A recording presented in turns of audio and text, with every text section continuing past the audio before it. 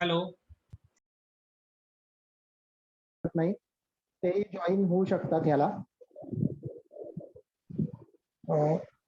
सर्वांचं पुन्हा एकदा स्वागत करतो आणि केदार पुढे सूत्र हाती घे.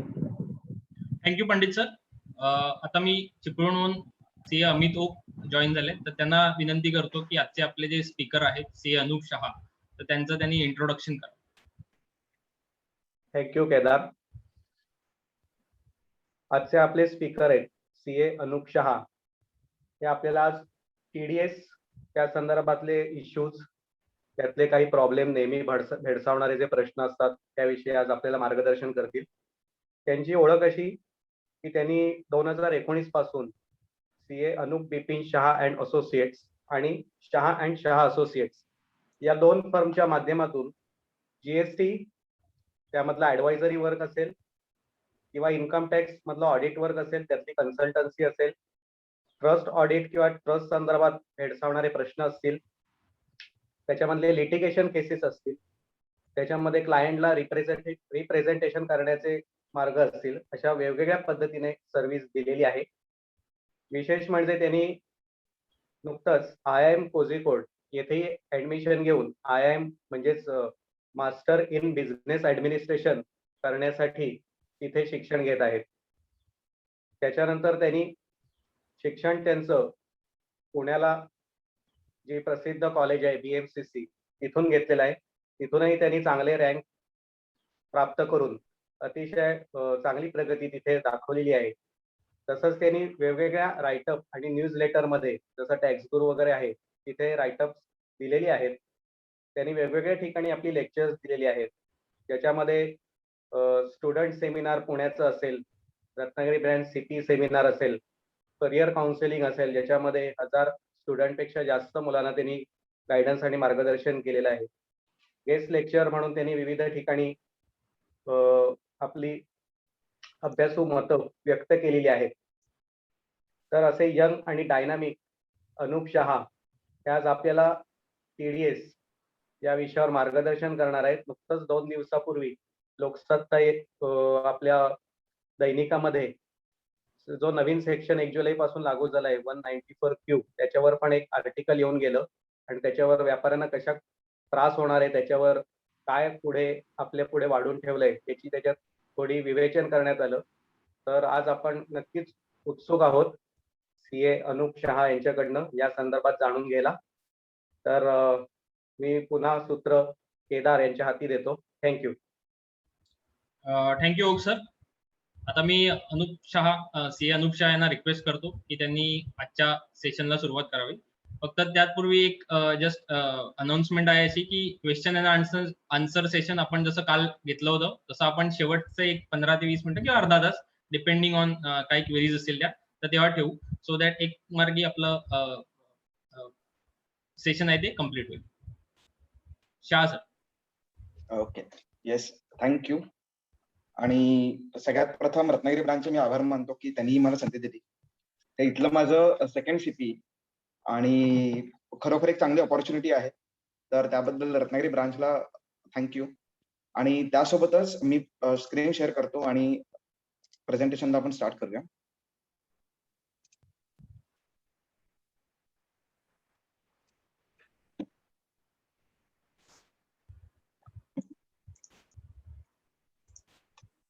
ओके, स्क्रीन दिसते व्यवस्थित? हो, व्यवस्थित. ओके, या.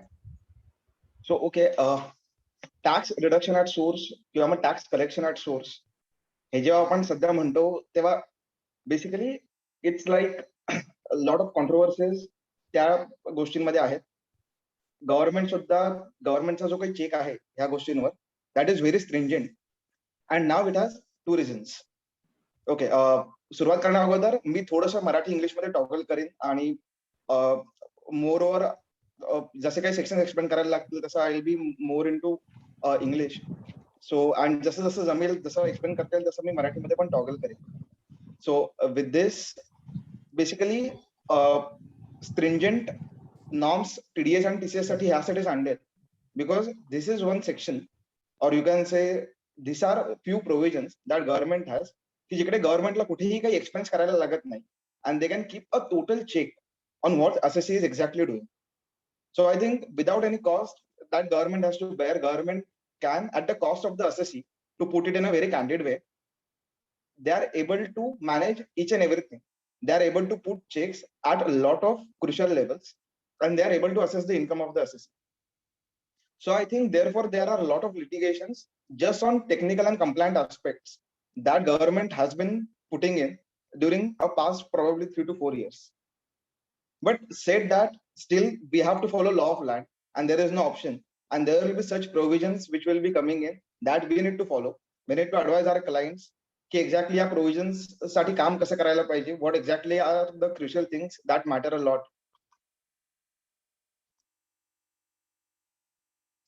What are exactly are the crucial things that matter a lot, and how exactly to be very accurate in compliance.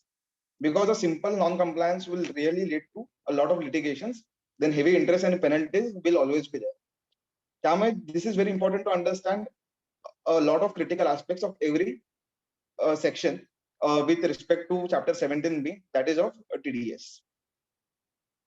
Now, once we go ahead, and specifically when we speak with the sections that have been brought in force, or like 194Q असेल किंवा 206C1H असेल, जो मागच्या वर्षी 1 October पासून लागू झाला, even 206AB असेल किंवा 206CCA असेल, हे जे आता आपण पुढे जाऊन बघूया, तर तिकडे एक लक्षात येईल की 194Q किंवा 206C1H ह्यामध्ये जर आपण TDS चा रेट बघितला, that rate is very very minimal, like 0.1% or even 2%. And now, being a very minimal rate, government really doesn't have any intention to earn any working capital out of your TDS. त्यांचं असं कुठेच नाही की आता 1 वर्षाकरता आपण पैसे घेऊया आणि नंतर मग पाहिजे तर ते रिफंड देऊया. They only want to put complete check on the transactions that you are doing. Now, one interesting aspect, जेव्हा मी याचा अभ्यास करत होतो किंवा जेव्हा मी हे सेक्शन वाचत होतो तेव्हा लक्षात आला की मी 2018 मध्ये सीए झालो, आणि बरेच जण रिलेट करू शकतात की जेव्हा आपण अभ्यास करायचो सीएचा किंवा स्पेसिफिकली नंतर टॅक्स ऑडिट आपण चालू केली, त्याच्यामध्ये आपल्याला फार TDS साठी ट्रेडिंग अकाउंट मधलं लेबर बघायला लागायचं की कॉन्ट्रॅक्च्युअल काही लेबर असेल तर त्याचा TDS करायला लागायचा. त्याच्यानंतर जेव्हा आपण प्रॉफिट अँड लॉस मध्ये येऊ तेव्हा प्रॉफिट अँड लॉस आपण बऱ्यापैकी एक लाईन आयटम बघायचो की ओके इकडे TDS होतोय का, किंवा इकडे TDS ऍप्लिकेबल आहे का, ऍप्लिकेबल असेल तर तो केलाय का, आणि जर डिडक्ट केला असेल तर तो पे केलाय का. So TDS was only limited to profit and loss, more importantly, and then few line items of trading account. पण ह्या 3-4 वर्षातले आपण जेव्हा अमेंडमेंट्स बघतो तेव्हा the situation has been drastically changed. Now for your purchase you have section 194Q, for your sales you have section 206C1H. Trading account and profit and loss account was already covered in your TDS provisions. Now, even if you want to withdraw cash from your bank account, there is the 194N लागतं. So just imagine the complexities and crucialities that government is building up around this section. And therefore, it is very pertinent to understand the TDS as a whole. Again, जे काही provisions government आणतंय, so it's not only, to put a check on the transactions that are going around, but they have also a second intention. Now, the provisions that we will be looking today, 206AB and 206CCA. Now here, government is just merely trying to ensure that you comply with the income tax provisions and you are a regular filer of return of income. So very interestingly, in those sections, government is saying you nothing. Government is just obligating the other party to deduct or collect, to deduct your TDS or collect your TCS at a higher rate if you have not filed your return of income for a specified period of time, and if your TDS or TCS is above a specific amount. Now, eventually, if you see the visualization, and I believe this is the case that government wants to do, that if they find any assessee who has been in the ambit of these sections and TDS or TCS has been at a higher amount, they have a whole plethora of sections in their hand to reassess the income of the assessee for those years that why he had not filed the return of income. So I won't say that the situation may not be genuine, but now they have some check. The government has some check to know that this person having a TDS or TCS of more than 50,000 in both the previous years, Still, he has not filed his return of income, and then they'll start investigating into it. Now, again, if you look at the amendments in Finance Act 21, and I think everything is beautifully crafted in a way that everything is very sequential. नोटबंदी नंतर probably प्रत्येक गोष्ट त्यांनी किंवा त्याच्या आधी पण प्रत्येक गोष्ट त्यांनी जे काही प्रोव्हिजन्स आणले, if we just get it there, they are really linked with each other in a way that one amendment will have a greater impact on another amendment, and eventually the assessee will be putting a lot of and there will be a lot of check on the assessee. So 148 section how Finance Act 21 madna आणलाय, so it was already there, it has been amended, and the amendment has been drastically big. Now in this 148, the concept of reason to believe has been done away with. There is a lot of scope with the assessee where they can reassess your income, though the procedure that they have to follow has been crisply mentioned, unlike the previous section जिकडे आपल्याला GSK drive शॉपचा reference घ्यायला लागायचा, पण त्यांनी आता ह्या provisions पण 148 मध्ये मेन्शन केला. And I think now that's the reason that everything where they find escapement of income, they'll resort to section 148A, and eventually once that is done, they'll start issuing notices under section 147 and 148. And if this is the whole game plan, it is very important to take care of the source of it, that is TDS, TCS, and our compliance with respect to return of income. So I think therefore, let us move ahead with this, and let us see today's agenda that we will be covering, so that we can cover each and every critical aspect that we have. First is, let us peep into 194Q. त्याचे काही ज्या provisions आहेत त्या आपण समजून घेऊया, and then we will go to analysis of this section.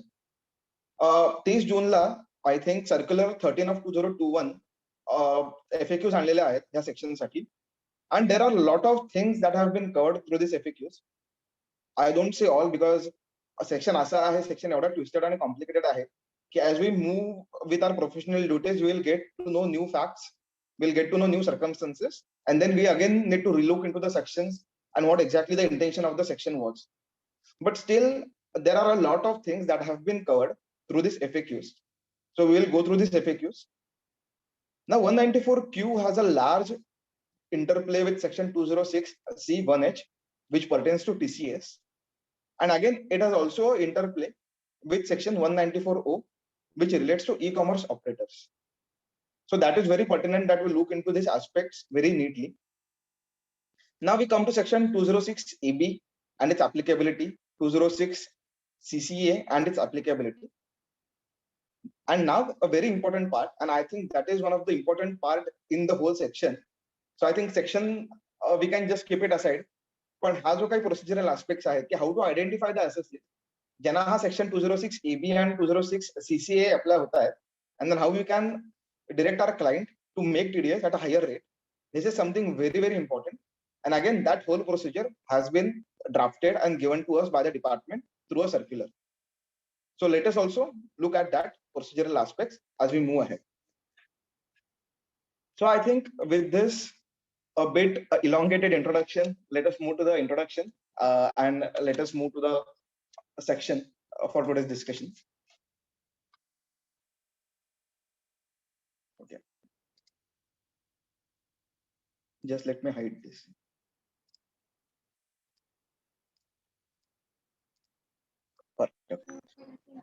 Now, section 194Q. Applicability, any person. So now the distinction that every section had before, like if that person is an individual or a HUF firm or LLP or a company, that has been done away with. Okay. So any person being a buyer has been separately defined. Who exactly can be called a buyer in this 194Q, that will come into. Being any person being a buyer who is responsible for paying any sum to any resident. Again, any resident. So important is the person has to be a resident, but he can be any legal entity. He can be a individual or HUF or etc. for purchase of goods. Now this section restricts to purchase of goods only. It doesn't entail services into it. Okay, so this is very important to keep in mind as we go ahead. Now, buyer. Who is a buyer out here? Now, total sales or gross receipts or turnover they exceed rupees 10 crore when in the preceding financial year. That is one limb that has to be satisfied. Now, second limb is and it's not or. So you also have to satisfy the second limb to get into ambit of this section. And the thing is like the purchase from a supplier has to be beyond rupees 50 lakhs. So purchase, if it is beyond 50 lakh during the previous year, and if your turnover or gross receipts or total sales during the preceding previous year are greater than 10 crore, then and only then you fall into the ambit of section 194Q and you are liable to deduct TDS at the rate of 0.1%. Again, I said the rate is very negligible. Now, for whom 194Q is not applicable? So, if there are any provisions in chapter 17B which are attracted to that particular transaction, and then there is a TDS through any other section other than 194Q, then 194Q shall not apply to that transaction. This is the first exception that 194Q states. The second exception, and it's very important, that if there is a TCS on those particular transactions, but TCS other than section 206C1H, and I think this other than 206C1H is very important, and we will come to that as we see the interplay and duality between that. But if there is TCS, say in section 206C1, 206C1F or 1G, then 194Q is not applicable and the buyer is not responsible to deduct any TDS. Now 194Q rate, we all know that it's 0.1%. Consequentially, there has been also amendment in section 206AA, which states that if the payer, if the payee doesn't submit his PAN or Aadhaar, then the payer has to deduct tax at the rate of 5%. आधी होतं की म्हणजे 206A काय सांगायचं की जर pan आणि आधार नसेल आपल्याकडे तर 20% ह्या रेटनी तो टॅक्स डिडक्ट व्हायला पाहिजे. पण this provision being only to keep a check, त्यामुळे 20%चा त्यांनी 5% वर आणला. So there won't be much hardship, but yeah, there has to be some hardship because there is no PAN or there is no Aadhaar that you are willing to submit to the payer. Now this is a very by default that we all know that every TDS provisions has. When is the liability to deduct TDS is on credit or payment, whichever is earlier. आता ह्याच्यामध्ये काही अजून गोष्टी लोकांना खटकत होत्या and they reached out to CBDT to say that we are facing hardships. And if we read that section 194Q, there is subsection 3 and subsection 4. I think department could visualize in terms of drafting कि हा section खूप complicated होणार आहे. And then they kept a leeway where CBDT can basically remove the hardships through a circular, and then that circular has to get passed,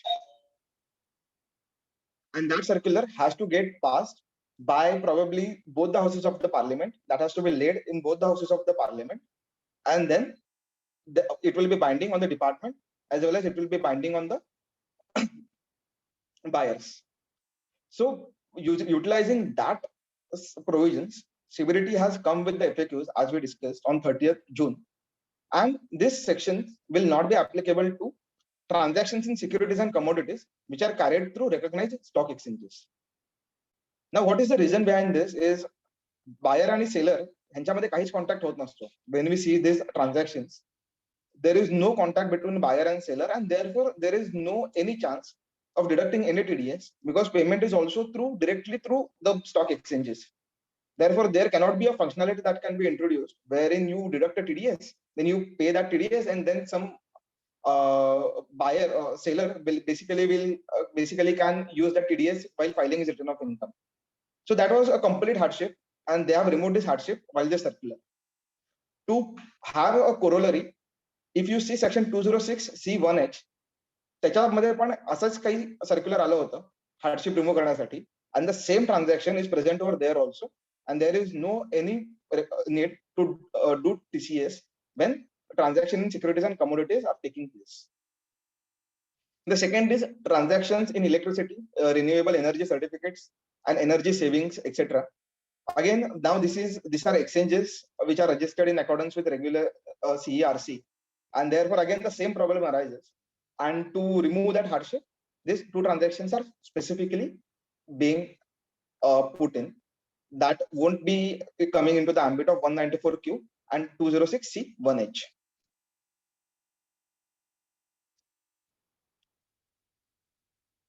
Now, very important part, and I think आपला most of the time applicability discuss करण्यामध्ये जाईल, because हा जर section 1 April 2021 पासून आला असता तर I think ह्या ज्या काही पुढच्या 2-3 स्लाइड्स आहेत त्या आल्याच नसत्या.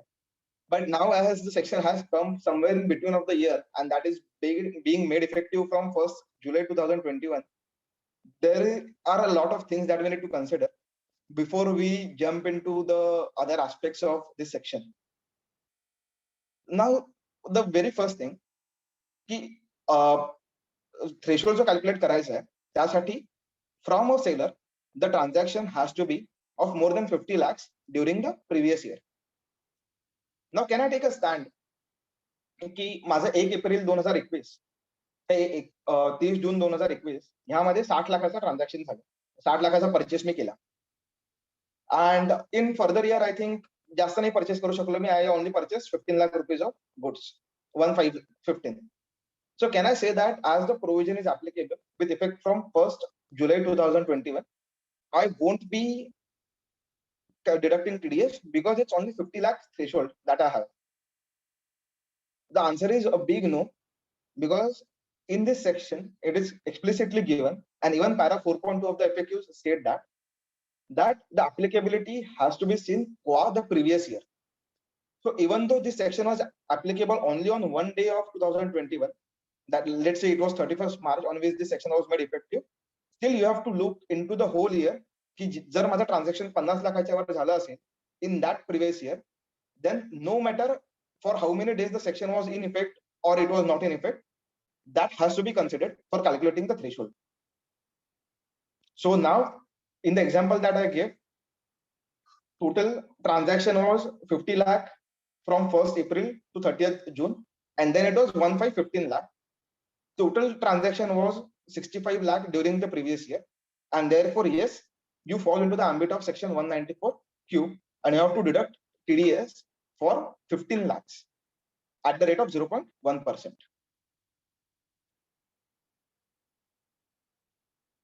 Now let us move ahead. Again, now for applicability, it's agreed that I have to look into the transactions which are taking place before the applicability of this section.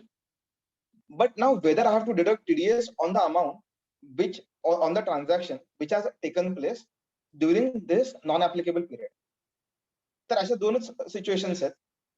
एक म्हणजे जर मी ऍडव्हान्स पे केला असेल, दुसरा म्हणजे जर अमाऊंट मी books मध्ये क्रेडिट केली असेल तर. Now again we refer to para 4.2 of FAQs, and again they have clearly and explicitly stated there that if there is any transaction for whom the advance has been paid or where the amount has been credited in the books of accounts of the assessee, then he doesn't fall into the ambit of section 194Q. That transaction doesn't fall into the ambit of 194Q, and any transactions which start beyond 1st July 2021 will only fall into the ambit of 194Q. So for applicability, we will consider this non-applicable period, but for actually deducting the tax, it will be deducted only on the transactions which take place after 1st July 2021. So this is a thin line of differentiation that we have to bring in when we say applicable and when we see exact liability of a particular amount. Now, with these 2 points, there is a very important third point that we will cover. So if we remember, there were 2 limbs, right? So the first limb was, as we discussed, any transactions with the seller during the previous year has to exceed rupees 50 lakhs. And the second limb was the turnover, sales or gross receipts during the previous year, during the preceding previous year, has to exceed rupees 10 crore. Now, very important point to note that, and I think that it's like if there has been non-business activity. So okay, let's take this example and then we'll be able to understand it better. So turnover or gross receipts from non-business activity were 5 crore during the preceding previous year. Let's say it was FY 2021. However, sales or turnover or gross receipts from, read this as business activity. There has been some error crept in, but it was 7 crores. So okay, non-business activities turnover होता 5 कोटी, business activities turnover होता माझा 7 कोटी. Total turnover, if I see for 2021, it was 12 crore. Now, whether the provisions will apply as per section and as per para 4.8 of the FAQs, the provisions will not apply because you have to only look to your business activity, sale, turnover, or gross receipts. If they exceed, and only if they exceed 10 crore during the preceding previous year, then and only then you fall into the ambit of section 194Q. Otherwise, you are safe. There is no applicability of this section, and you don't have to deduct any TDS. So now this thing will cause a lot of new issues as we go ahead. And why I'm saying so is because of the next point that we have here.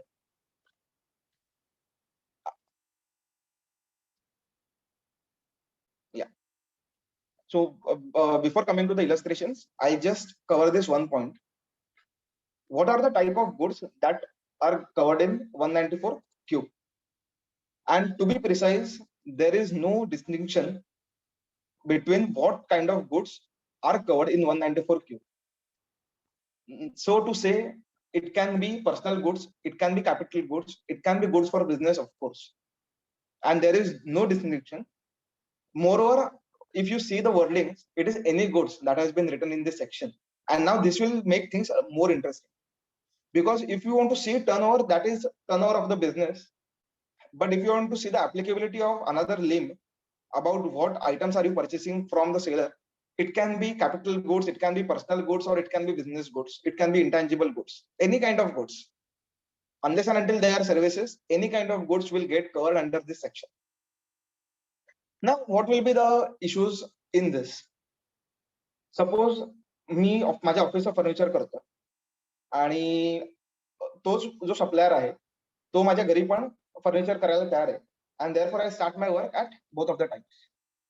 To be very precise, I won't use my home even for work from home. Even though there's a lockdown, I go to office, so I won't use my home for my office work.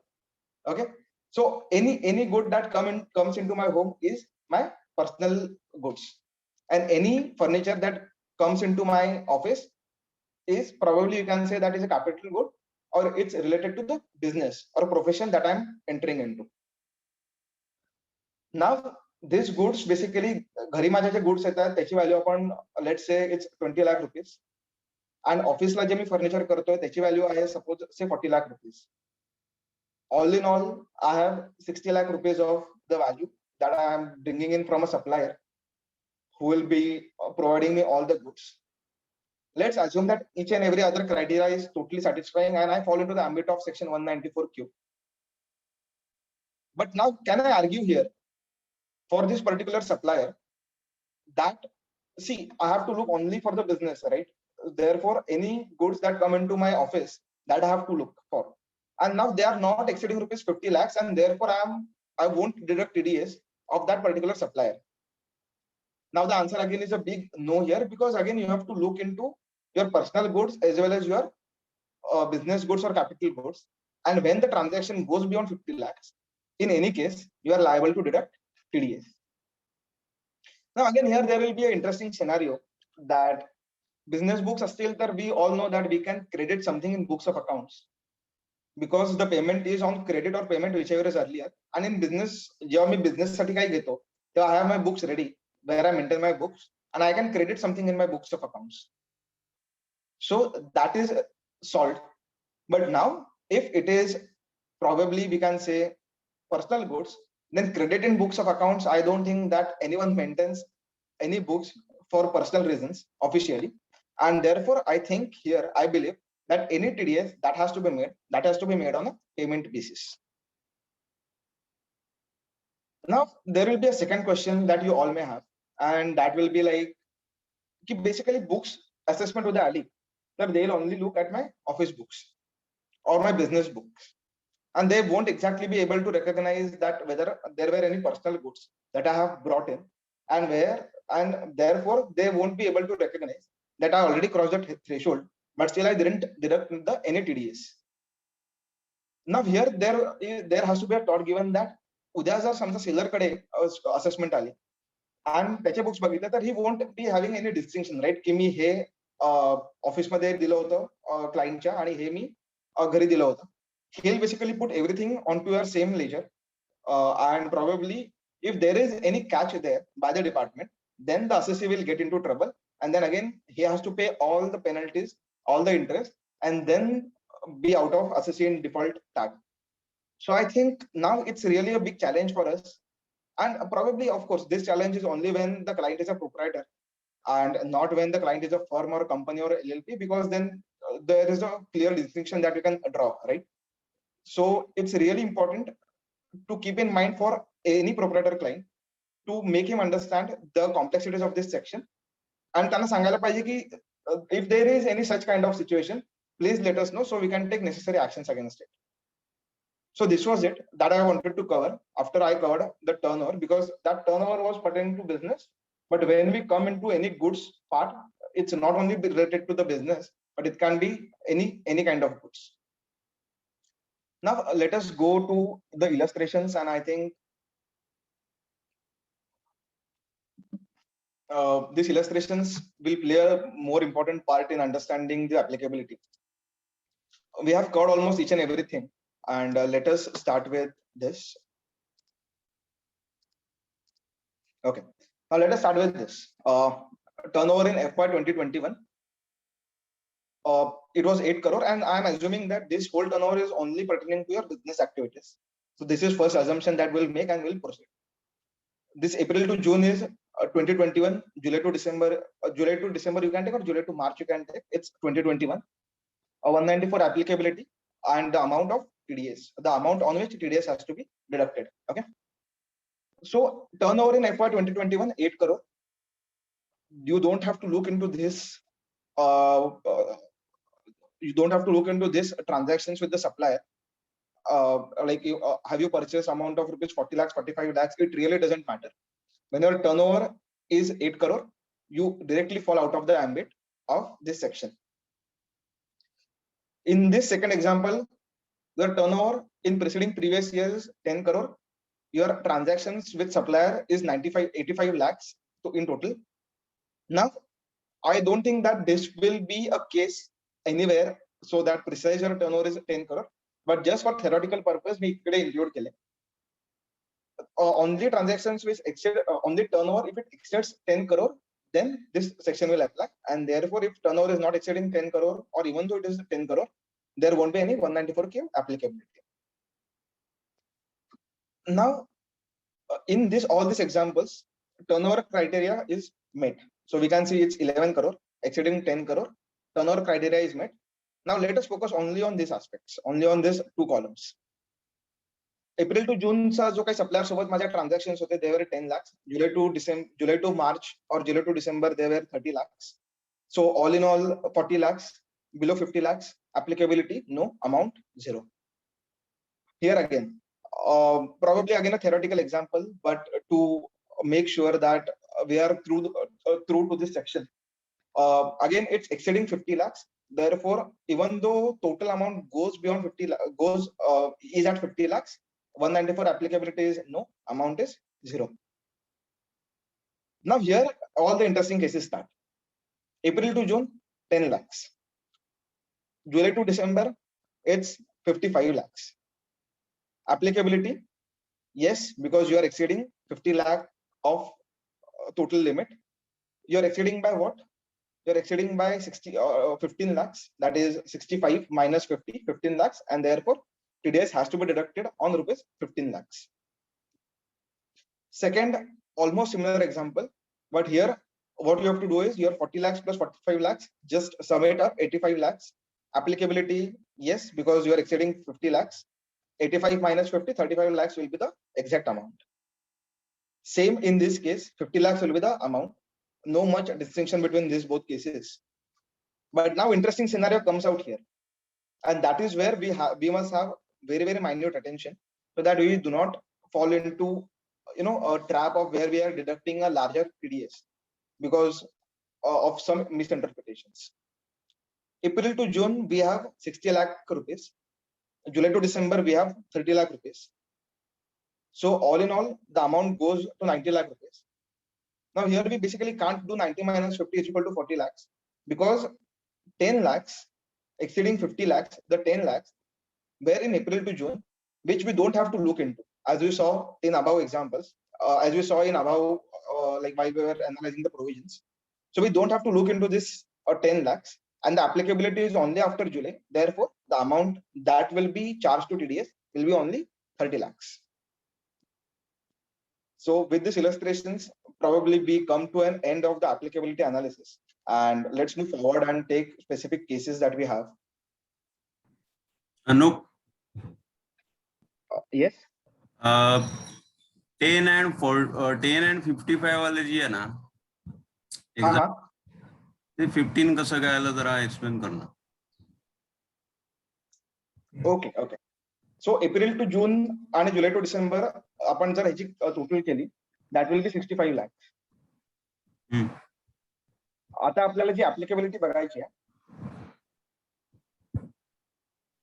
मला असं वाटतं 5 लाखावर यायला पाहिजे ना. नाही हा, आता ह्याच्यामध्ये जो काही कॅच आहे ना, म्हणजे आपण काय म्हणतो की ऍप्लिकेबल आहे. सो बेसिकली सेक्शन म्हणजे आपण सुरुवात ऍप्लिकेबिलिटी पासून करूया. सो 65 लाख झाले म्हणजे ऍप्लिकेबल आहे. नाव इट्स नॉट लाईक की 10 लाख माझे आधीचे होते म्हणून ते मी पकडायचेच नाही.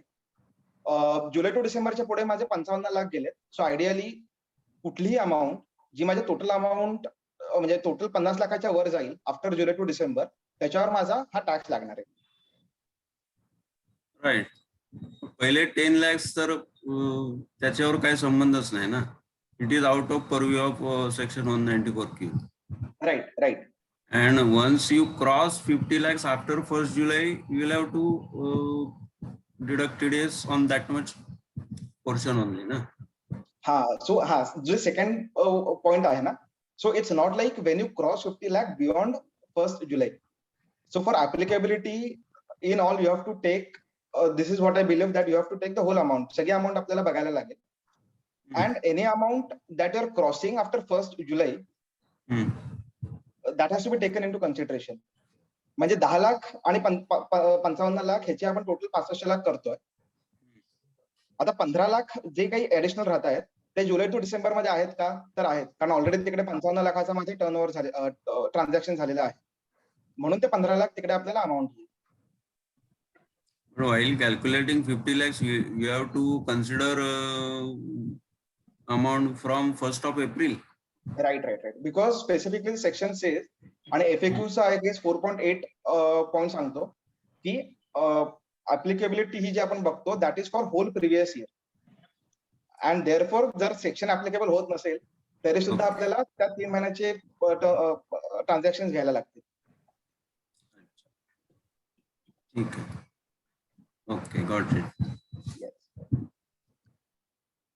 Okay. So moving on to the next point. Yes. आणि आय थिंक हा जो काही पॉइंट आहे ना, म्हणजे ऍप्लिकेबिलिटीचा हा इश्यू हा बराच येणार आहे, कारण मध्ये सेक्शन हा चालू झालाय अँड अगेन ऍप्लिकेबिलिटीचे पण त्यांनी 2 लिंक्स ठेवले. परत वर्डिंग्स असे आहेत की बेसिकली ऍप्लिकेबल होतं एका तारखेपासून, पण ऍप्लिकेबिलिटीसाठी जे काही अमाऊंट बघायचे त्या घ्यायच्यात अख्ख्या प्रिव्हियस इयर साठी. So I think there will be a lot of confusion in this. आणि आपल्याला जेव्हा क्लायंट सोबत बोलायचं तेव्हा I think we need to analyse the whole transactions on case to case basis, and then only we will be able to identify the exact amount, because otherwise things are getting a complicated bit here because of these provisions. But I think here I have tried to summarize almost every transaction that can come in place, but still there will be a lot of transactions जी येतील आणि facts कसे वेगळे असतील. सो I think हळूहळू आपल्याला कळेल की किती अजून कॉम्प्लिकेशन्स आहेत, पण शुअरली म्हणजे ऍप्लिकेबिलिटी हा कॉम्प्लिकेटेड गोष्ट ह्या सेक्शन मध्ये आहे. आणि I think this is only for a year. या वर्षासाठी थोडंसं कॉम्प्लिकेटेड होईल. Probably from the next year we will be again smoothly sailing through this section.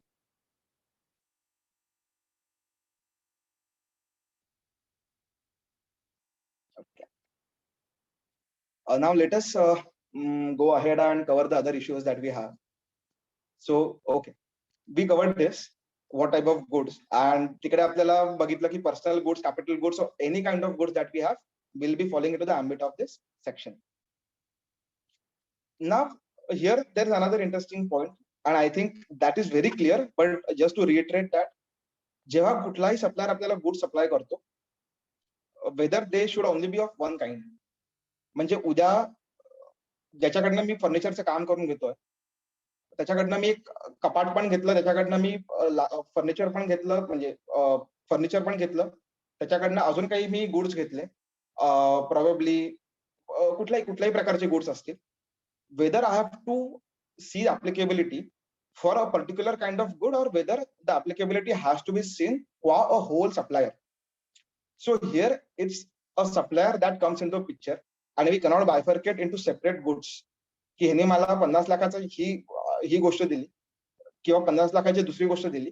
So it won't be individual goods on goods basis, but it will be qua supplier. Any kind of goods, be it capital goods, personal goods, be it office goods, any kind of goods, any number of items that he may have given us during the whole year, the applicability has to be seen qua the supplier. If my amount goes beyond 50 lakh for that supplier, then I am liable to deduct tax at source under section 194Q.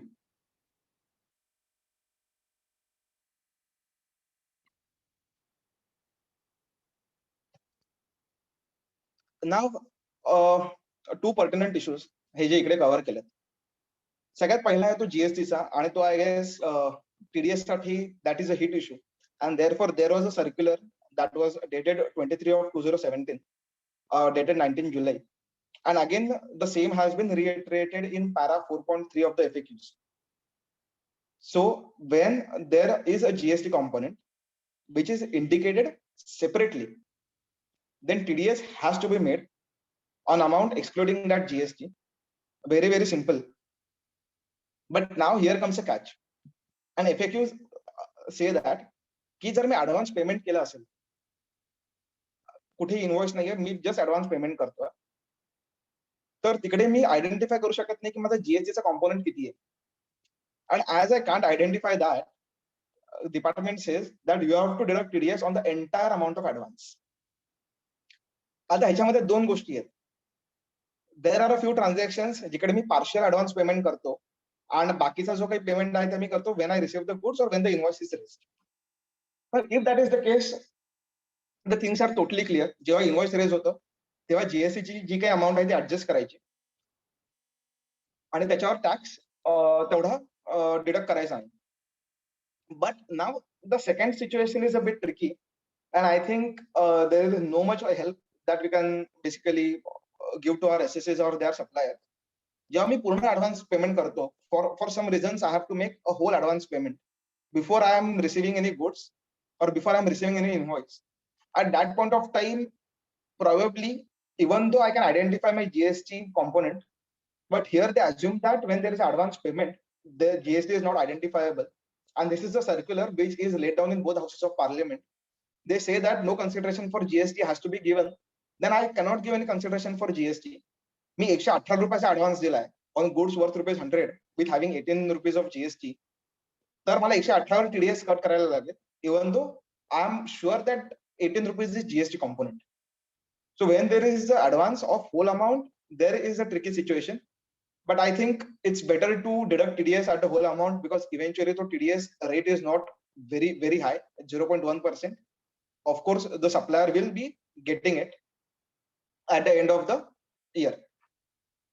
But when we do this, when we think to reduce litigations, there is another litigation. And when we are from the supplier side, जेव्हा आपला client supplier असेल तेव्हा ह्या गोष्टी tricky होतील. Because service टॅक्सच्या resume मध्ये आपण बघितलं असणार आहे की प्रत्येक असेसमेंट मध्ये एक पॉईंट होता, and that was like reco your service tax amount to your 26 years amount. ते जेवढं जिक्रीचं होतं तेवढंच हे जिक्रीचं होणार आहे. Reason being there will be a few bills ज्याच्यावर जीएसटी कन्सिडर केलेलं नाहीये. There will be a few bills for which advance payment has been done in full, where there could not be any adjustment for GST, आणि ते जेव्हा माझ्या 26 years मध्ये दिसणार आहे, so that amount will not be 100 but that will be 118. Other amount will be 100. just hypothetical numbers J me use करतोय, other amounts will be 100, right? Like without GST. But this will be with GST. And now for my turnover, for any kind of reason, जो मी माझ्या books मध्ये दाखवणार आहे, of course, if I am doing inclusive accounting, that GST component will be shown separately in my trading account. But if the accounting is through balance sheet of indirect taxes, the turnover मध्ये ते amount reflect होणार नाही. And tomorrow there will surely be a question that your turnover as per books of accounts is far less than what your turnover is as per 26 years. And why it is that? So again, nothing to worry about. We have explanation that why this has been done, and we have followed FAQs of the department. But still, we need to make some more manual labor here, where we need to ask supplier to identify these transactions, make a note of it, and just keep it in Excel sheet, so that udya जेव्हा scrutiny येईल, we will be in a better position to assess each and every transaction that is taking place, and we will be able to convince the department. उद्या असा पण एक problem आपल्याला आता लक्षात घ्यायला पाहिजे, आणि जो आता जस्ट डोक्यात आला माझ्या, की असेसमेंट आता फेसलेस आहे. So it's not like you can go in front of someone and then आपण त्याला दाखवू शकतो एक एक ट्रान्झॅक्शन. जे काही आहे that is only my return submission. जे काही आहे that is only what I submit on what I can upload on the e-portal file, e-proceedings portal. And therefore it is very important that anything that we write or any record that we keep, it has to be self-explanatory. And therefore recourse जो काही आपल्याला दाखवायचा असेल, that has to be made very precisely in a way that department will be able to get why exactly there is a difference. Now impact of purchase return. So this was about GST. Purchase return will have similar impact. And again, this is an interesting case. Suppose let's say a transaction, 100 रुपयाचा transaction झालाय. Okay, to go with the spirit of section, I say की 1000 रुपयाचा transaction झालाय आणि त्याच्यावर मी 1 रुपयाचा TDS केलाय. माझ्याकडे गुड्स आले. एक महिना माझ्याकडे एक पिरियड होता जेव्हा मी ते गुड्स परत देऊ शकत होतो. But what I did is me deduct केला TDS, तो गव्हर्नमेंटला भरला. And then I realized that the goods are of not that quality that I desired, or because of some reason I wanted to return that goods to the supplier. Supplier is also fine with it. Supplier also says, okay, there is some problem and I am ready to take that goods back.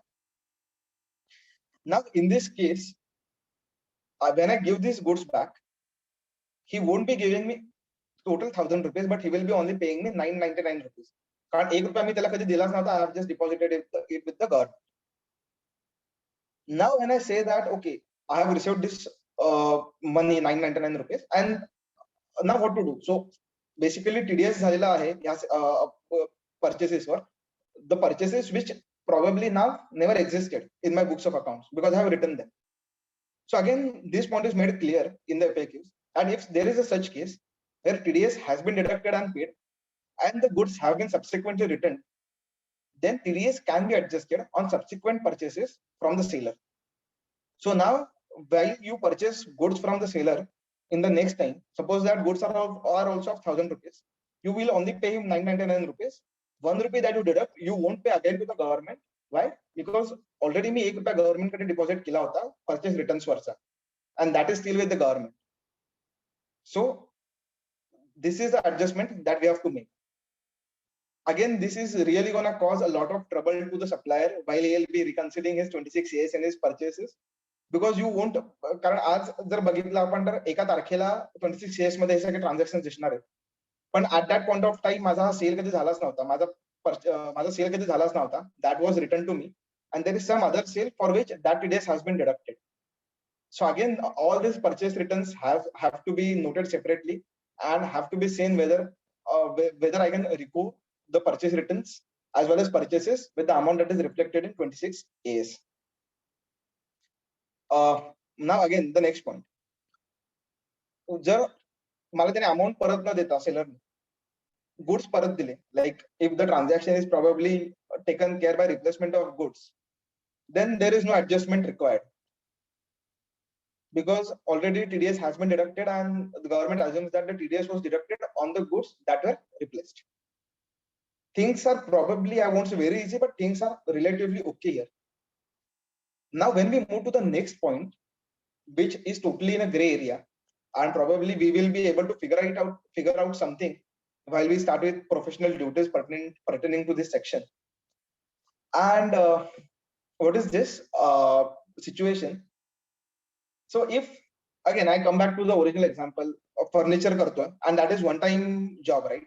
एकदा furniture मध्ये झालं की I won't be again calling that supplier back in near future. 60 लाखाचं त्यांनी माझ्याकडे furniture करून दिला, and of course furniture सगळं झालं, अँड 5 लाखाचा माल असा होता की that was substandard, that was not use, there was some kind of problem which I return. But when I took that 60 lakh rupees goods, I made sure that I deduct TDS at 0.1% and deposited that TDS with the exchequer. Now I am returning this 5 lakh rupees of goods to the supplier. Now the amount that he'll be giving me back won't be total 5 lakhs, but it will be 5 lakhs minus 0.1%. कारण मी त्याला तेवढे दिलेच नव्हते, because 0.1% was with the government. Now how to adjust this? Because in near future I won't be transacting with him. In near future I won't be purchasing any goods from him. And then how to adjust this amount? This is a matter of concern. And when the amount gets bigger, that time it will be a matter of concern. For smaller amounts, fine, you can forgo 0.1%. But still, when the amount gets bigger, it will be a matter of concern. And again, revision of return won't be an option, because we again need to check whether that balance of 0.1% can be adjusted against any other transaction. If that is not the case, we just have one option right now that I believe that I thought that we can do, is just request that seller to return that amount once he gets a refund of that amount in the next year. So this is really a transaction which is in gray area, and probably we will be facing much more difficulties as and when we start with the actual practice with these sections. Now this was about GST and purchase returns. As we move ahead, very simple provisions. So these both are not much complicated as आधीचे आपल्या ज्या काही provisions होत्या. What if the income of the seller is exempt? So para 4.5 of the FAQs state that if the income of the seller is exempt due to provisions of the Income Tax Act or any other act, provisions of section 194Q shall not stand applicable. Similar clarification is laid out for section 206C1H, and that is through this circular which has been recently notified. Now, if the income is partially exempt, then there is no leeway, there is no exemption, and you have to deduct TDS under section 194Q or collect TCS under section 206C1H on the entire amount. Again, you can't delve into kitna amount is exempt and kitna amount is non-exempt, kitna amount is taxable. You just have to look that the amount is partially exempt. Okay, so I have to deduct TDS on the entire amount. And again, the another party has to take a refund of it, as the case may be. The next is, can a non-resident be a buyer? So he can be a buyer in this section only if he is connected with any permanent establishment in India. Otherwise, if there is no PE in India, then he won't be considered as a buyer, and he will be out of the scope of section 194Q.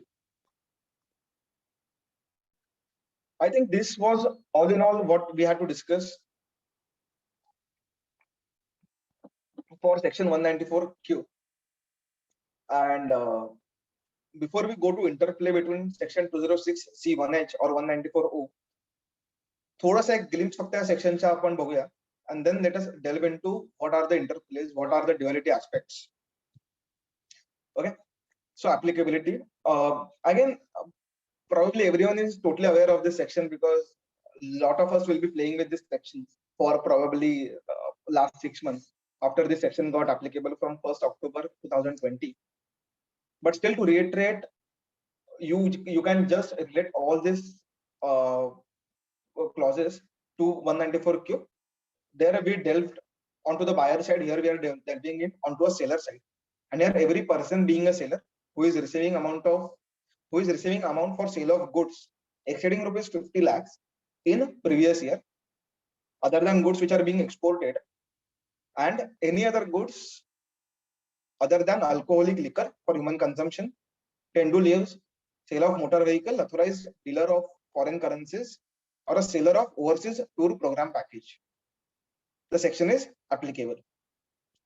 The last point probably you always you could relate it to section 206C1, 206C1F, 1G, and any transaction for which TCS has to be collected, they are exempted from the ambit of section 206C1H. Similarly, so if you remember our discussion in section 194Q, any item for which TCS was collected under any sections other than 206C1H are out of the ambit of section 194Q. And when we draw parallel, we can notice that these both sections are going hand in hand. Again, if we see who is a seller, his turnover has to exceed rupees 10 crore in preceding previous year, and again that sales turnover or gross receipts have to be business related only, similar way that we saw in 194Q. Goods sold, so here basically it's any type of goods, it has to exceed rupees 50 lakhs, but here the catch is that it's amount that you receive. So for any kind of goods sold, if you receive the amount exceeding rupees 50 lakhs, then and only then these provisions will be applicable. There is no any kind of, if the amount is credited, then you have to book TCS. So it's not that kind of stuff that we saw in 194Q. तिकडे आपल्याकडे दोन options होते, payment और credit, whichever is earlier. Here for applicability as well as for further analysis, for applicability it is like if you are in receipt of any amount from a particular buyer exceeding rupees 50 lakh in the previous year, then and only then the provisions will be applicable, and you have to make TCS or you have to collect TCS only on receipt of payment, which is a major dissimilarity vis-a-vis section 194Q. Now this point is really important, and we will be discussing this as we go to the duality aspect, and therefore just keep this in mind that applicability here is only on receipt of payment or only of amount received from a particular buyer. A rate of TCS is 0.1%, 1% for non-availability of PAN or Aadhaar. And again, a major difference here is that if there is a TCS that has to be collected, and if there is any GST amount, what has to be done? So this circular 13 of 2021 says that nothing doing. Basically, it's total amount that you are collecting. So don't make any distinguishment between your GST amount, and therefore no adjustment for GST is required. If you are getting 118 rupees, make sure that you collect 0.1% of 118 and don't carve out the GST aspect. So this is again some kind of a dissimilarity for 194Q. So this is 206C1H. We will be using this while we study duality. Again, let us delve into this section as well before we proceed further. 194O. Applicability for e-commerce operator. He has to deduct TDS at the rate of 1% for any goods or services which are provisioned through its electronic platform by any e-commerce participant.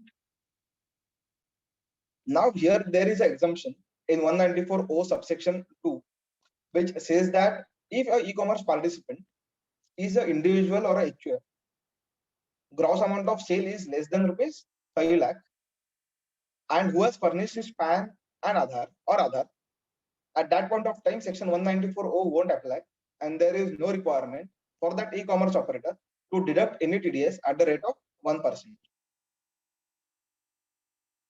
Again, very important clause because it has a large part to play while we study interplay between 206C1H and 194Q. But just to keep in mind as of now that this transaction is totally exempted from 194O. Now we come to the actual discussion that what exactly is the conflict between these sections and how the government has tried to resolve it. Which section which will outsmart which section? So 194O, 194Q, and 206C1H. Now subsection 3 of 194 states that if TDS is deducted as per subsection 1 of 194O or is exempted as per subsection 2 of 194O, no TDS is required to be made under any other provisions of the Act. So this provision overrides all other provisions of the Act pertaining to TDS. Second, 194Q. 194Q states that provisions of this section shall not apply when the tax is deductible under any other provisions of the act, or tax is collectible under any other provisions of this act except for section 206C(1)(h). We already saw it above. 206C(1)(h) also has a C here, and it states that this section will not apply if the buyer is liable to make TDS and he has deducted the same. So 206C(1)(h) subclause 2 states that if buyer is liable to make TDS and he has deducted the same, then there won't be any need to collect TCS under this section. Now the question arises ki exactly kutla section bagayacha पहिला and which section will outsmart which section, because they are very intricately related. Again, severity wide para 4.9 have brought some clarity, and the clarity is like this. So 194O will stand tall always. If there is any TDS that has been made by a e-commerce operator under section 194O, don't look at section 194Q, don't look at section 206C(1)(h). You are exempt from that. E-commerce operator, let him do his job and you enjoy. This is the case here. Now, 194Q states that if there is any transaction for which 194Q applies, then it doesn't fall into the ambit of section 206C(1)(h). So now if a buyer is liable to make TDS and a seller is liable to collect TCS, then very important that if you are liable to make TDS, then you have to make TDS and say to the seller, you don't collect TCS as I have already deducted your TDS. And I think this is a practical thing that is going all around. आपल्याला पण माहिती आहे की आपल्याला बरेच declarations कंपन्यांकडून येत आहेत आणि काही डिक्लेरेशन्स आपल्याला पण पाठवायला लागतात आपल्या क्लायंटच्या सेलर्सना, क्लायंट्सना, परचेसर्सना, की are they doing TDS or shall we collect TCS? But here one thing that is very important, that if there is TCS that has been collected by the seller and still 194Q stands applicable, you cannot take a defense that seller has collected TCS and therefore I am not collecting TDS, because ultimately and eventually you will be assessed in default and government will always track you and ask you to pay interest and penalty and deposit that TDS amount with the exchequer. So if your client has to deduct TDS, advise him to deduct TDS without any hesitancy and give a declaration to the seller that don't collect TCS. Again, with the plethora of litigations and plethora of penalties and interest, if there is at any point of time a situation where there is a TDS and as well as a TCS, let it be TDS and TCS. Don't make it TDS or TCS, because it's always better to collect TCS. It's always better to deduct TDS and then take its credit at the end of the year while you file our return of income. Next, ultimately and eventually the preference goes to 206C(1)(h). Now here again there is an important catch. So 206C(1)(h), it states that section shall not apply if the buyer is liable to make TDS and he has deducted the same. However, if we go to 194O and if we see subsection 2, it says that no TDS is required to be made if the assessee is an individual or a HUF and whose transactions are below ₹5 lakhs and who has submitted PAN or Aadhaar. Now TDS is not deducted. So whether in any circumstances 206C(1)(h) continues to apply. This was a matter of concern, and now it has been clarified through the FAQs that if there is such a situation, then 194O again shall prevail if there is no any TDS that has been made due to operations of clause 2 of section 194O, then there won't be any TDS and there won't be any TCS under section 194Q and under section 206C(1)(h) respectively.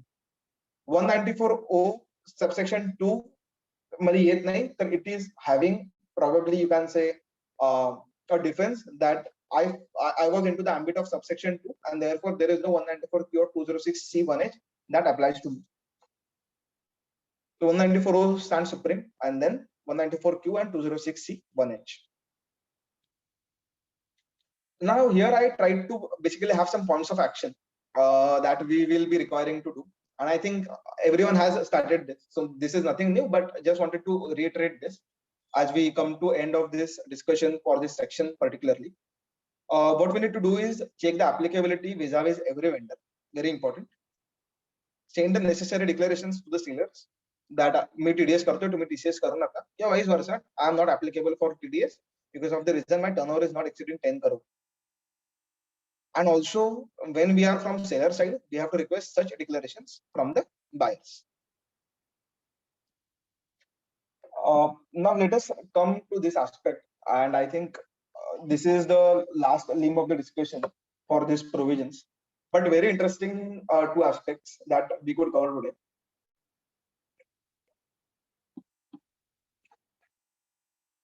Buyer deducting TDS without being liable to deduct the same. There are a few enthusiastic clients that we have who deduct TDS even though they are not liable to deduct the same without asking us, of course. At that point of time, what will be the case? And payment with respect to 206C1H by a buyer to the seller exceeds rupees 50 lakhs, but that payment is basically for transactions which are spread over 2 years. Now, these are two interesting cases where there will be duality involved, and let us now discuss these items. Here, buyer deducting TDS without being liable to deduct the same. The subclause 2 to subsection 206C1H that we saw, where the seller was not liable to collect TCS because the buyer was liable to deduct TDS and he had deducted the same. Now, why I say that even though buyer has deducted TDS, seller has to collect TCS, and now a very important part that we need to keep in mind that buyer was liable to deduct TDS. Now, in this case, the buyer is not liable to deduct TDS. Suppose he has turnover of only 8 crores in the preceding previous year, and now transactions were above 50 lakhs. Therefore, because of some misunderstanding or because of enthusiasm, he said, no, I'll deduct the TDS, me TDS karna hai, and he deducted the TDS. Now here, as 206C1H2 doesn't apply, and that's the reason that still the seller has to collect TCS. If he doesn't collect TCS, then basically he will be assessed in default. So because the transaction is not falling in purview of section 194Q, and therefore, and because of which the buyer is not liable to deduct TDS, because of which 206C1H subclause clause 2 doesn't apply. Seller, even though there has been TDS, has to collect TCS, and both have to take respective credits at the end of the year. So here there is one duality aspect that comes in place. Second, and this is only because of the fact that 206C1H says that I'll be looking at only payments that I received. I won't be looking at the horizon for the purpose of which the payment were made to me. थोडक्यात AY 2021 आणि AY 21-22 मध्ये जे काही transaction झाले त्या दोघांचे मिळून मला 50 लाखाच्या वर अमाउंट मिळाली. तर I'll say that I have received this 50 lakh in the current financial year, and therefore 206C1H is applicable, and therefore I'm liable to collect TCS from my buyer. Consequently, 194Q मध्ये issue असा होतो की even though my turnover clause is satisfied in the preceding previous year, but purchase during this year are also exceeding rupees 50 lakhs, but they are purchases only for this particular year and they do not relate to any preceding previous year. So I think distinction is clear, right? In TCS, there are 2 years for which the payment is received, and for TDS, there is only 1 year for which purchases have been made. The ह्या case मध्ये exactly काय करायचं, and I think this is a gray area that we have to evaluate on case to case basis. But again, a very interesting scenario, and this probably needs some explanation, or there has to be some amendment probably in section 206C1H, which is totally on payment basis. But let's see what the government does. But let us understand this aspect again through an example, so you'll be clear on this. Purchases in current year are 80 lakhs.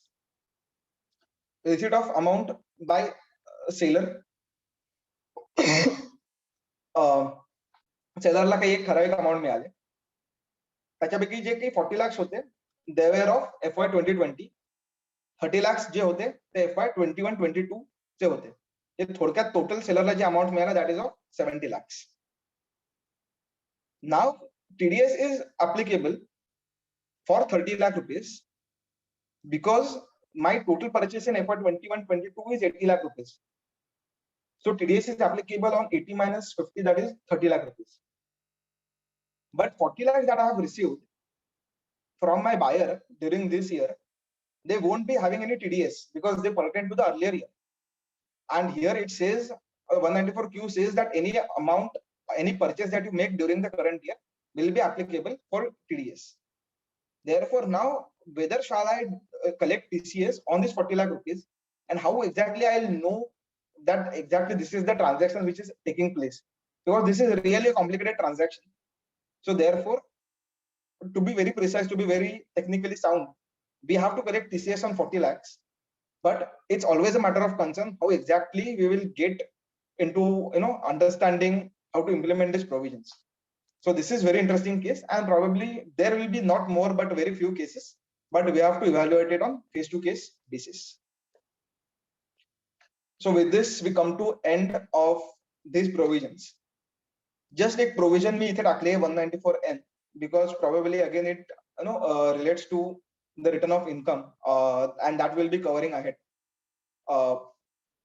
Now we know that 194N is payment of certain amounts in cash, and let us keep this in mind while we discuss ahead, because there is almost a similar corollary that is being drawn, that if there is amount that we are withdrawing from bank exceeding 1 crore during the financial year, then there has to be a deduction at a rate of 2% for any amount that we are withdrawing in excess of 1 crore. But again, here if the return is not filed for any of the 3 preceding previous years income tax return, then there is a catch where any amount which goes beyond 20 lakhs, TDS is at the rate of 2%. Any amount which goes beyond 1 crore, TDS is at the rate of 5%. त्यामुळे basically जेव्हा आपल्याकडे बरेच clients येतात की माझा TDS deduct झाला आणि माझ्या काही ट्रान्झॅक्शन्स 1 कोटीच्या वर नाहीये, तेव्हा it's really important to check whether his returns of income have been properly filed for the last 3 previous financial years, and if yes, then we can always argue with banks. The reason to include this here is that now this has been partially applied to all the provisions of TDS and all the provisions of TCS through newly amended sections, that is 206 newly inserted sections, that is 206 AB and 206 CCA.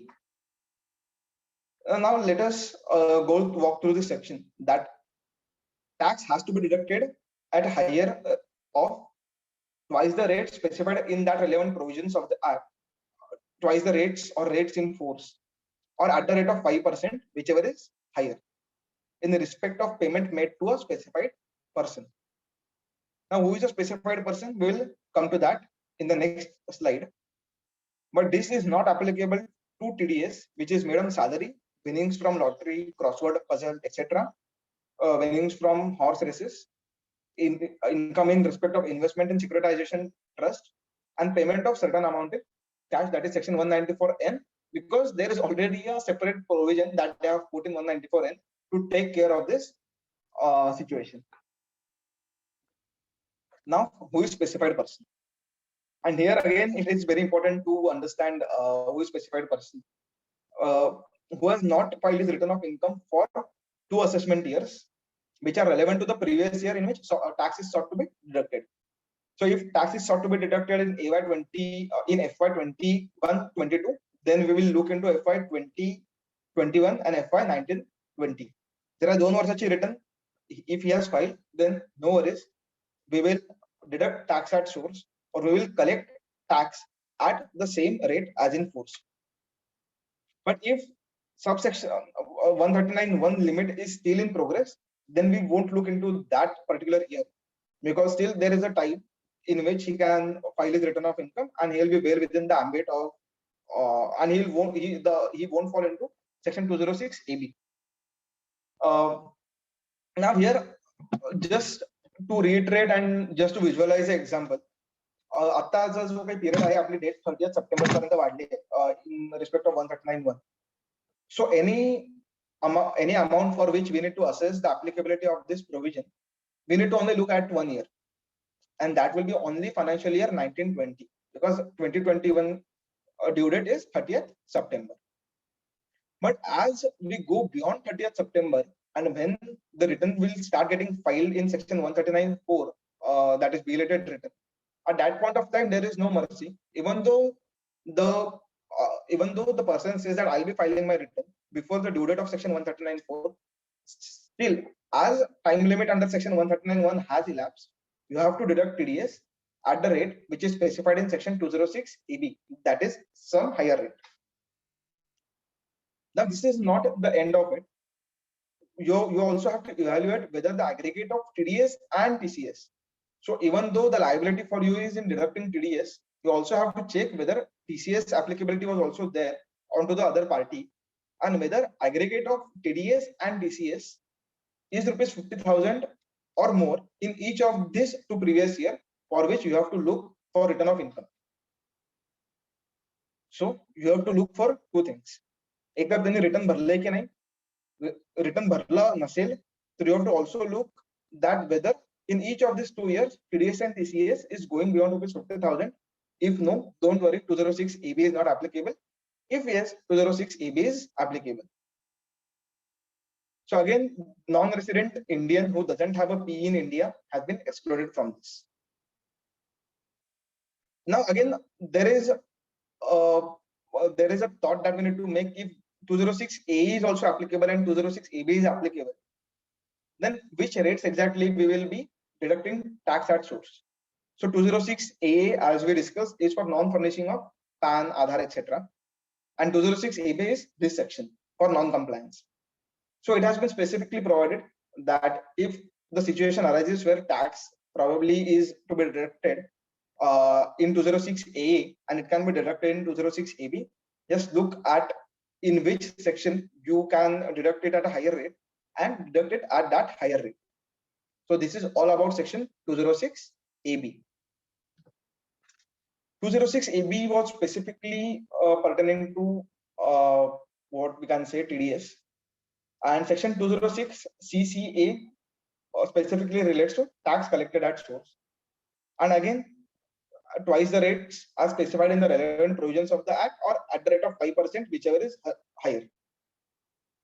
If it's a specified person, there is literally no change in the definition of specified person in section 206 CCA, and the specified person will be, I won't reiterate again, but same as section 206 AB.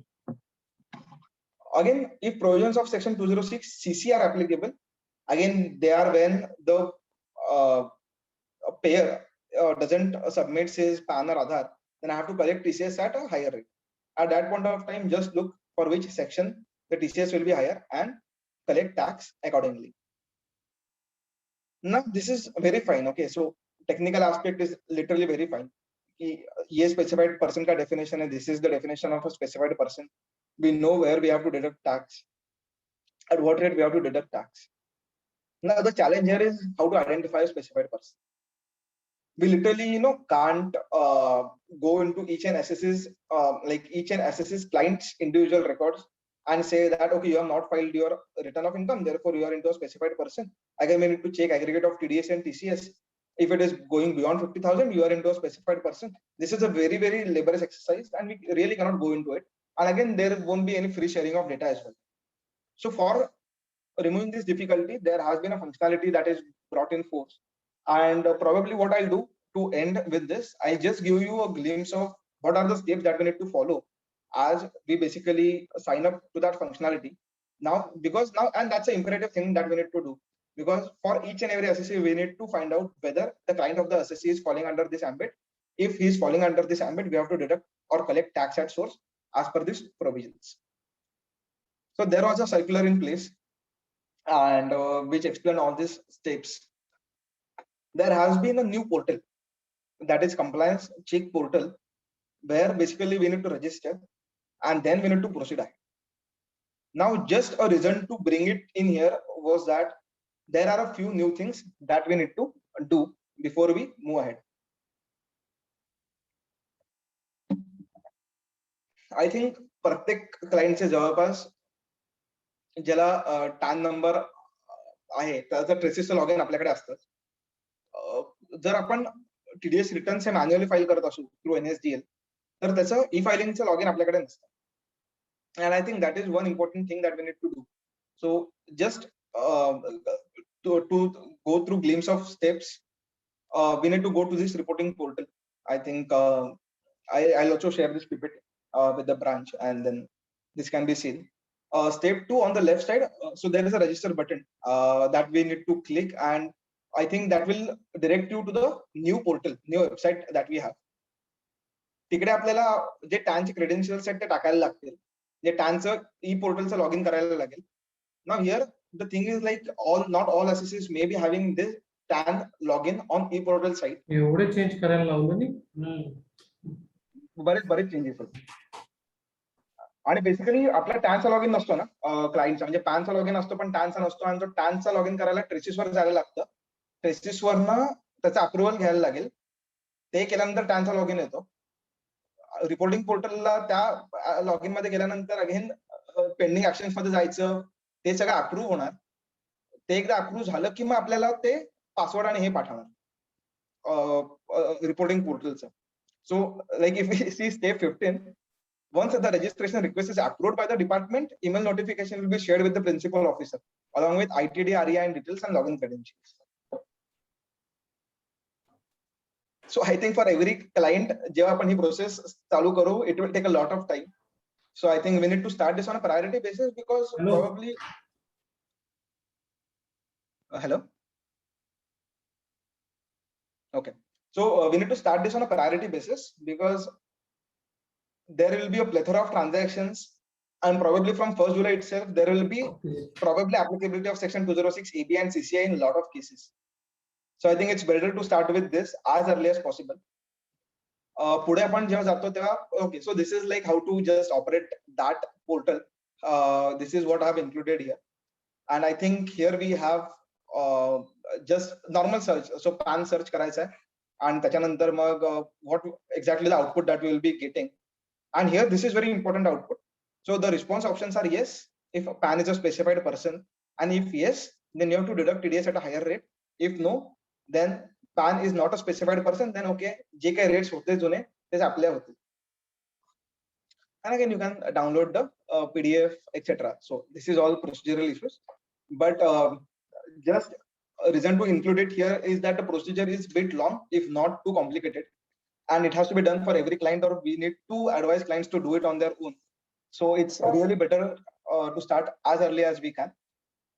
And I think so with all these aspects that we have covered today, probably there was no any aspect that we could cover, जिकडे TDS चा percentage high होता, or जिकडे reason was something different for deducting TDS.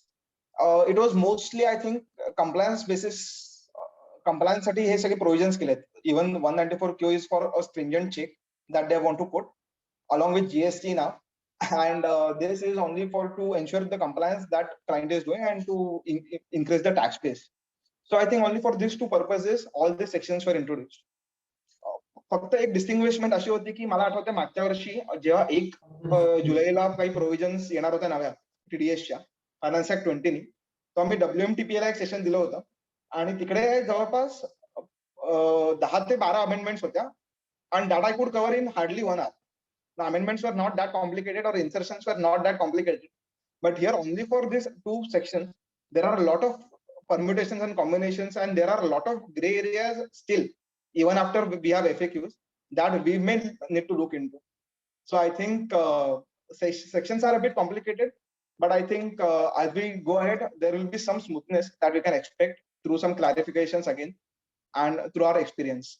So with this this was all for today. Thank you, and we can move ahead with the question and answer. Thank you Shah sir. कोणाला काही प्रश्न असतील तर विचारायला हरकत नाही.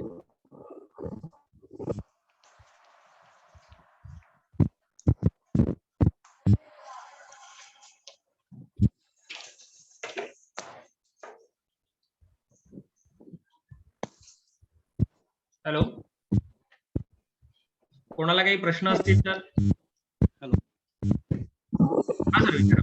हा सर, सरांना बेसिक विचारायचं होतं की आपण जीएसटीचं बघितलं की जीएसटी पोर्शनवर आपल्याला टीडीएस करायला लागत नाही. येतोय? हा, येतोय ऐकू सर. येतोय, येतोय. हॅलो सर ऐकू येतोय, बोला हॅलो सर, आवाज ऐकू येतोय, बोला म्हणा. करताना जीएसटीच्या पोर्शनवर टीडीएस करायला लागत नाही, बरोबर आहे. पण ज्यावेळेला आपण टर्न क्रायटेरिया म्हणजे 10 कोटी असेल किंवा 50 लाख असेल तर त्याच्यामध्ये जी पकडायचा का तो टर्नओव्हर विथ जीएसटी आहे का विदाउट जीएसटी? ओके, त्याच्यावर एक्झॅक्ट काही क्लॅरिफिकेशन असंच नाहीये, पण इफ वी अप्लाय आधीचा जो काही आपला टॅक्स बेसचा जो काही इम्पॅक्ट आहे म्हणजे किंवा जो काही आपण टॅक्स अनालिसिस केलेला आहे बाकीच्या प्रोव्हिजन्सला अप्लाय होत आहे, so I think that will exclude GST. But problem इकडे येईल जिकडे आपण इन्क्लुझिव्ह अकाउंटिंग करतोय, त्यावेळेला it's really better that we show this GST separately. This is one aspect. But again there is also a second aspect that they say that we are receiving gross receipts. The gross receipts मध्ये जर GST येत असेल तर that is something that we need to ask clarification from the government.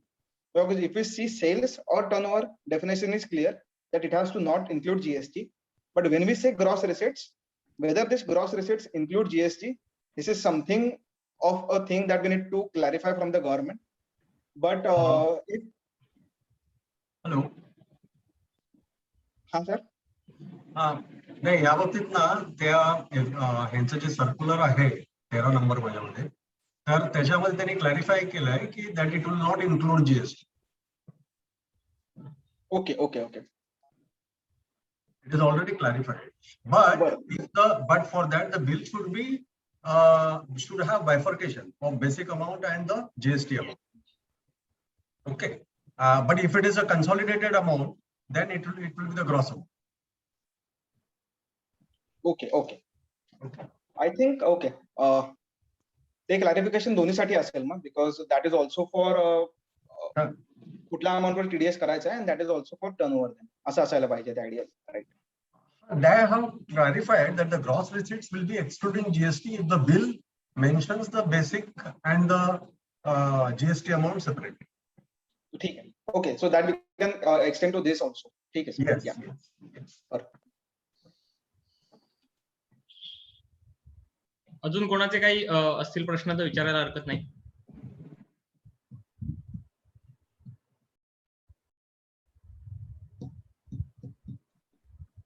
Pandit sir. Hello, हा sir, बोला.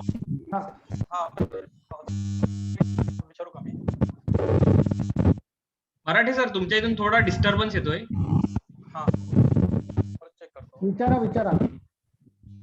हा sir, आपण goods रिटर्नच्या बाबतीत बघितलं की गुड्स रिटर्न केले आणि नंतर परचेस आपण तो टीडीएस ची ऍडजस्टमेंट बघितली मगाशी आपण, तुम्ही सांगितले क्लिअर. पण समजा हे गुड्स रिटर्न 30 नेक्स्ट परचेस त्या सप्लायर कडनं फायनान्शियल इयर प्रिव्हियस इयर मध्ये झाला असेल, तर मग त्याला म्हणजे काय सपोर्ट करायचं? थोडासा आवाज डिस्टर्बन्स येतो, पण मला असं वाटतं की क्वेश्चन असा आहे, just correct me if I am wrong, की जर हे ट्रान्झॅक्शन जे काय आहे पुढचं ट्रान्झॅक्शन ते जर नेक्स्ट फायनान्शियल इयर मध्ये झालं तर काय होईल, राईट? एक्झॅक्टली. हो. ओके, आय थिंक तरी सुद्धा अगेन आपल्याला रेकोसाठी हे सगळा बेस तयार ठेवायला लागेल. पण नेक्स्ट फायनान्शियल इयर मध्ये जरी झालं तरी त्याच्यावर टीडीएस आपण डिडक्ट करायचा, पण तो पे करायचा नाही. पण ऑलरेडी आपण टीडीएस पे केलाय. सो एफएक्यूज मध्ये किंवा कुठेही सेक्शन मध्ये त्यांनी सांगितलेलं नाही की you have to look year on year. But if the transaction is in next year and if the provisions are applicable, that is very important. If the provisions are applicable, then direct TDS don't pay it because you have already paid TDS in the earlier years. This is what we need to keep in mind.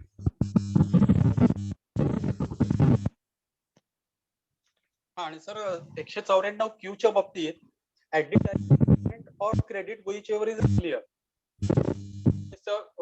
Time सांगितलंय त्यांनी. मग तसं 206C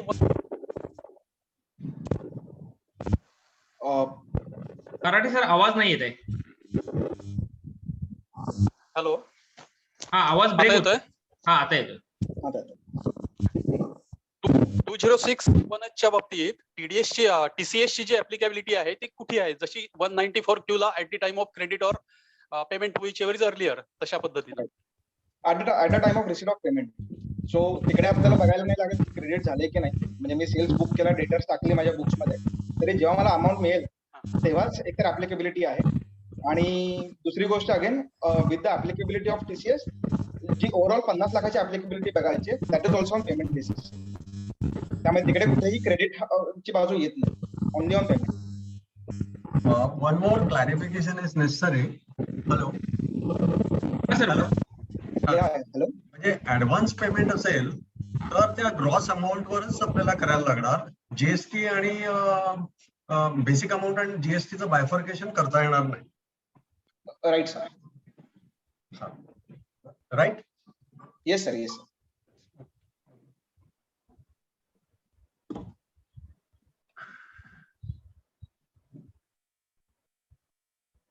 पण TCS ला बोला. या पण TCS ला म्हणजे हे जे advance पेमेंटचं clarification आहे ते TDS ला ऍप्लिकेबल होईल. पण TCS ला ते बेसिकली त्या सर्क्युलर सांगतं की even though there is any GST in it, do not consider that even it is separately bifurcated, whether or no it is advance payment. एकदा तुमच्याकडे पेमेंट आलं, do not consider GST at all. म्हणजे do not negate GST. Any amount that will receive including GST त्याच्यावर TCS करा, असं circular सांगतो ते.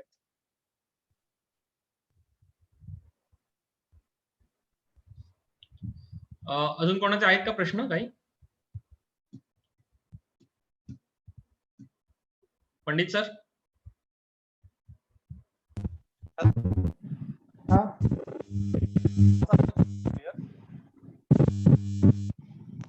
Marathi sir काही विचारताय का? पण माझा आवाज येत असेल क्लिअर तर विचारतो, कारण प्रॉब्लेम आहे जर नेटवर्कचा. हो, डिस्टर्बन्स आहे थोडा. एक म्हणजे फिशरमॅन सोसायटी जे आपले असतात, आपण कंटिन्यू करू नाहीतर थांबू.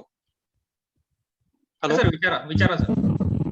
हा, फिशरमॅन सोसायटीच्या बाबतीत कसं होतं की ऍक्च्युअली ऑप्शन सेल असतो, तो म्हणजे ऑप्शनचा ट्रान्झॅक्शन असतो.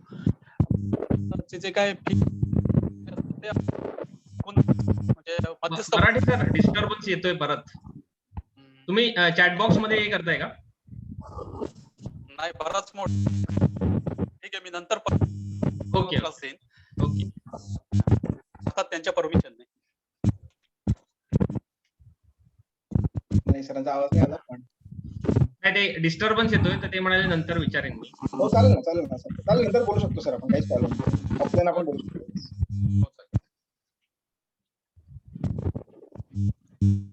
पंडित सर. हा, प्रश्न नसतील तर हे कर. थँक्स आहे. ओके. सो आजचा आपला हे seminar tax deduction at source, issues, amendments आणि कन्सर्न्स, तर याच्यावर शहा सरांनी अत्यंत चांगल्या पद्धतीने आणि सोप्या भाषेत उदाहरणांसह आपल्याला समजावून सांगितलेलं आहे. आत्ताच आपण 206C 1 ऑक्टोबरला जो ऍप्लिकेबल झाला त्याच्यावर थोडेसे त्याच्यावर आपण जम बसवत होतो, तेवढ्यातच या नवीन प्रोव्हिजन्स आल्या, तर त्यामुळे सगळ्यांनाच आपल्याला याचा नव्याने अभ्यास करून त्याची ऍप्लिकेबिलिटी, प्रॅक्टिकेबिलिटी बघून आपल्याला ते करावं लागेल. तर शहा सरांनी या गोष्टी चांगल्या समजावून सांगितल्यामुळे बराचसा आपल्याला उपयोग होईल असं त्याबद्दल मी अनुप शहा सरांचे आभार मानतो. तसंच ओक सरांचे मी आभार मानतो.